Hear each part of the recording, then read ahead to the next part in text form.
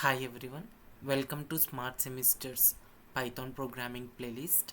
In this video, we will see how to install Python on Windows. Firstly, open any web browser, search for Python. Here, the first link python.org is the official website. Click on that. When you hover on downloads, you will see the latest version of Python available for Windows. Click on that button. Here you can see exe file is getting downloaded.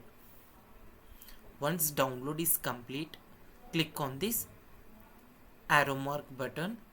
It will execute that exe file. When you click on that,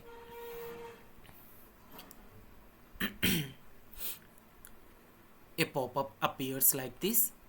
Here checkbox these two checkboxes and then click on customize installation.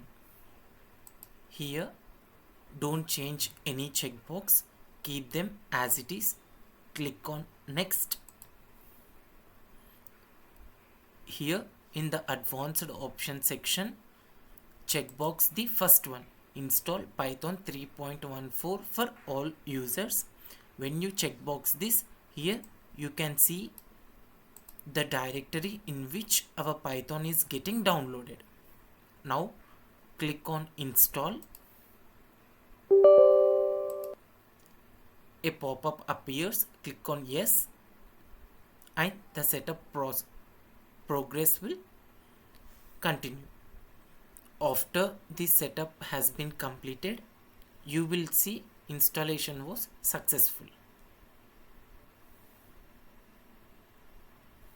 If you want to check whether it is installed or not, open cmd command prompt, click python version.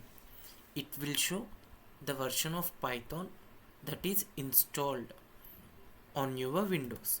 If you press enter, you will see the version of Python that has been installed on your Windows. In this way, we install Python on Windows. In the next video, let us run our first Python program. Thank you.